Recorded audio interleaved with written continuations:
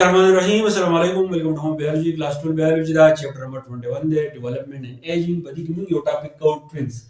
Twins mungi ti to boy mungi hoto judwa bacche. अक्सर का सोशल करे जिकला ना हम यश्तिबाद दियो मोर दो माशुमान चिदे पे उसे बन पैदाशी दा बुचली या बहलकानी या बस उमसर बुचल की या पति की यो हले की यो जनी इंदा तो मुंगे सो twins वन. وشكلها بدي خبر انسان فوق كل جمله د twins خبره كون دا twins شديد د دوه قسم دي. یو قسم ته مونږ وایو آیډنټیکل توینز، دویمي ته مونږ وایو پریټرنل توینز. نو اوس آیډنټیکل توین چې دی څنګه به وځان وو آیډنټیکل توین کې ودا خبره ای چې کله زوم سره دوه ماشومان پیدا کیږي آیډنټیکل یو شان دا به یا وجنه کوي یا به دواړه چې دی هغه هلکاني دا ته مونږ آیډنټیکل توین وایو. په دې کې څه کیږي؟ په دې کې به زوم سره یو ایک چې دی هغه به میلاویږي د یو سپام سره، یو ایک به میلاویږي د یو سپم سره. چې کله دواړه میلاو شي نو په ریزلټ کې دا یو سیل جوړي، هغه ته موږ څه وایو؟ زایګوټ وایو. ٹھیک شو؟ کله چې زوم سره زایګوټ جوړ شي بیا به دې کې سیل ډیویژن کیږي، ایمبرو زوم سره جوړ شي، د ایمبرو نه بیا یو ماشوم چې دی هغه پیدا شي. او چې کله زوم سره ټوینز پیدا کیږي نو په دې زایګوټ کې وځي چې اوس په دې زایګوټ کې د خپل ډي ان اے چې دی هغه موجود دی. خو چې کله ټوینز پیدا کیږي دوه زوم سره پیدا کیږي نو دې زایګوټ چې دی دا به زوم سره په منځ باندې دوه شي.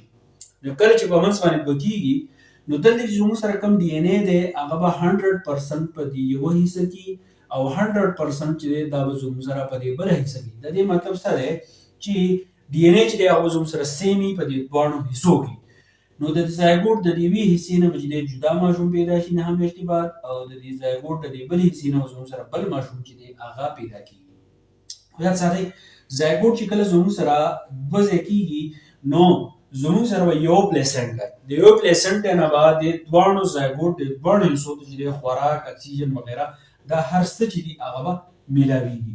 خو یاد ساتئ کوم آیډنټیکل توینز شي چې کوم کې زایګوټ زموږ سره بریک ډاون شي، په کوم کې چې زموږ سره یو ایږي، په کوم کې چې زموږ سره یو سپمي، په کوم کې چې زموږ سره یو پلیسنټا، نو کوم دوه ماشومان چې آیډنټیکل توین پیدا کیږي دا دوه به زموږ سره یا دوه جنه کوي یا به زموږ سره دوه هلکاني. په آیډنټیکل توین کې دا نشي کېدی چې یو بجنی بل به هلکي. نو سی چل بھائی دا به زموږ سره سیم سیکس دي. نو د دې فنګر پرنټ د وی ډي ان اے وغیرہ هر څه چې دی نه به بالکل سیم تاسو کې په آیډنټیکل توینز کې.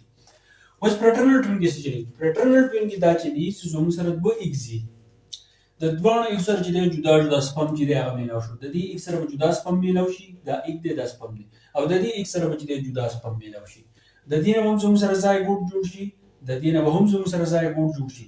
د دې زایګوټ نه چې جدا ماشوم به پیدا کیږي نه هم اشتباه، او د دې زایګوټ نه چې جدا ماشوم به پیدا کیږي نه هم اشتباه.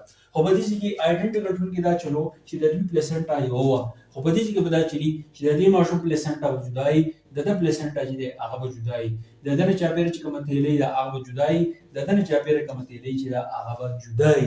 خو په پریټرنل توین کې به دا خبرې چې زموږ سره سیکس چې هغه به جدای. څنګه به جدای؟ کپرس کدا زموږ سره فیمیلی نو دا به زموږ سره میلی، کدا زموږ سره میلی نو دا به زموږ سره صحیح، دا به زموږ سره فیمیلی. نیچرل پروسس دی ځان چې کیږي. په آیډنټیکل توین کې په پریټرنل توین کې فرق چې دی په هغه باندې چې تاسو پوه شئ. امید کوم دې پوه شئ. نورمال ګر سره ضرور شیر کړئ او که بیا پکې هم څه کمې پېښې نو ماته په کمنټ کې ووایئ. ملاو شو بل لیکچر سره. تھینک یو ډیر مننه.